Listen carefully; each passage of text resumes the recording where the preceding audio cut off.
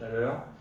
C'est une belle chose, certainement, mais est-ce qu'il n'y a pas là une forme d'illusion de la part des élus et peut-être un enfumage des citoyens en faisant croire que c'est un métro qui se met en place avec cette fameuse RER métropolitain?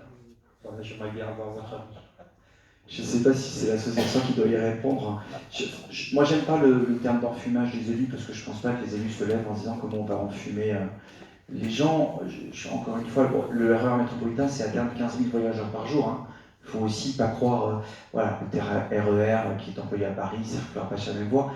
Ça représente quand même une belle opportunité pour transformer de la voiture en déplacement doux parce que ça peut permettre d'aller chercher des gens très loin.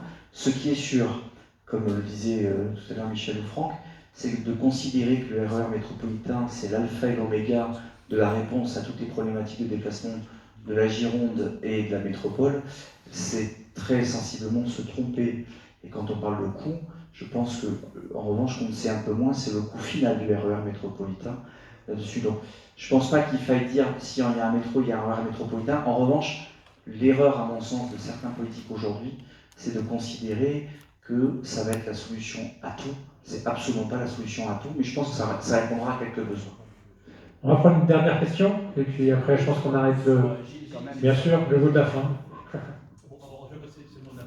Bon, merci. Donc, c'est le RER métropolitain qui m'a un peu. Je vais y revenir.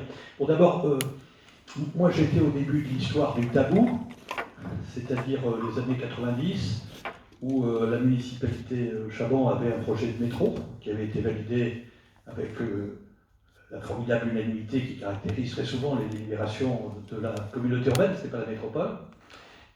Et je faisais partie, mais j'étais arrivé après une association extrêmement dynamique de ceux qui prônaient le tramway. Voilà. Donc, pour le coup, il y a eu volte-face de Juppé, il a fait campagne sur le métro, et il a décidé du tramway dès qu'il a été élu, et je crois qu'il a bien fait. Je ne regrette pas du tout ce choix du tramway. Le tramway a révolutionné l'urbanisme et la ville, à Bordeaux. Pour ceux qui étaient là, certains qui sont arrivés depuis longtemps, mais c'était une ville absolument noire, morbide, peu vivante. Il y avait pratiquement un cessez-le-feu tous les soirs à 18h. Ça a été une transfiguration extraordinaire et ça en a fait une des villes les plus attractives du pays. Ça a refait aussi les banlieues d'habitat social, Senon, Floirac, Lormont. Et donc le tramway est un outil de réhabilitation urbaine, en même temps qu'un outil de transport absolument prodigieux. Bon.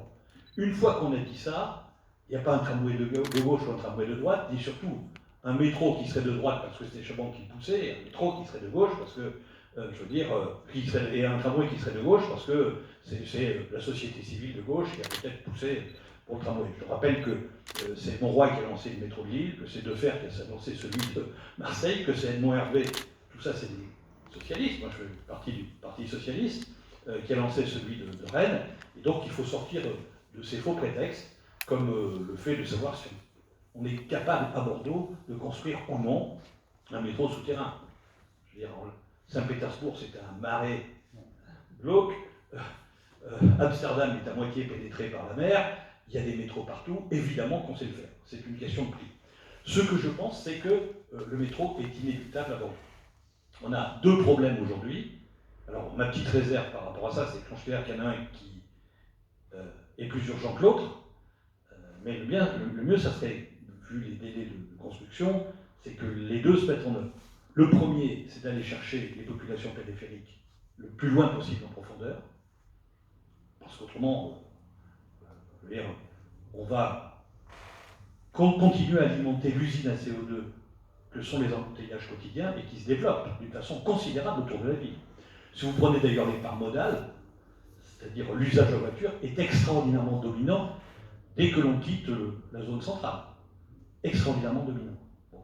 Et ça, il faut y apporter une réponse. Et surtout que, vous êtes tous d'accord ici, mais c'est un biais démocratique parce que tout le monde est d'accord dans les villes-centres. Quand on vit en périphérie, on a le sentiment que la ville de Bordeaux et les autres doucement se ferment. C'est-à-dire qu'il sera de plus en plus compliqué d'y aller quand on n'a pas un transport collectif à disposition pour aller directement dans la ville. Moi j'ai une voiture, pas de transport collectif à disposition, si ce n'est la gare de Cadoja, et puis je peux vous dire que j'ai l'expérience des TER. Il ne faut pas avoir une correspondance TGV parce qu'on a